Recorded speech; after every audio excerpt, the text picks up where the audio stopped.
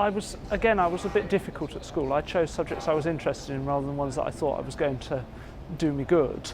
Particularly for my GCSEs, I chose just what I felt like doing, which then unfortunately meant that I had a very small number of options left at A-level, because a lot of the things I did at GCSE, my school didn't do at A-level. So I was left with doing A-levels that I perhaps wasn't most suited to.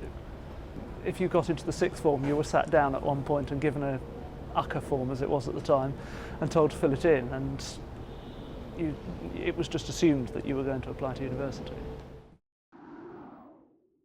I think I turned into a rebel at one point. I think I had my ups and downs at school.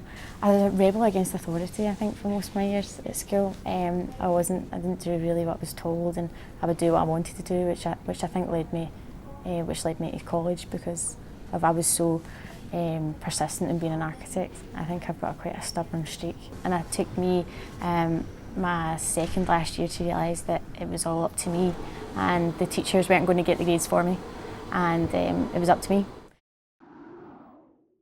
When I was at school, I never really did that well. I did okay, but I struggled in remembering a lot of information and then trying to regurgitate in exams. I kind of did okay.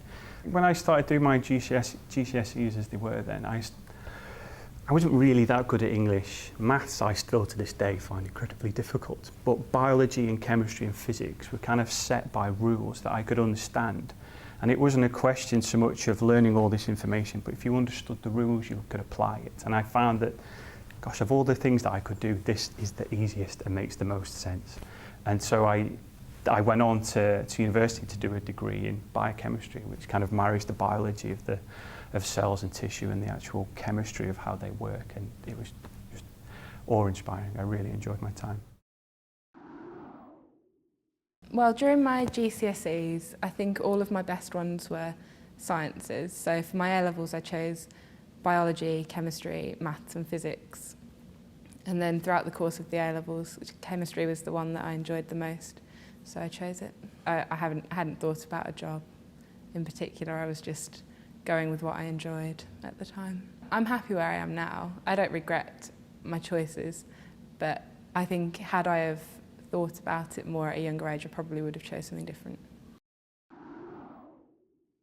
I did fine at school. I wasn't brilliant at anything. I enjoyed most of the lessons. I enjoyed more of the creative stuff than the maths and the physics. But I was just average. My only problem really was that I didn't know what I wanted to do as a career, and it took me a long time to figure out what I wanted to do.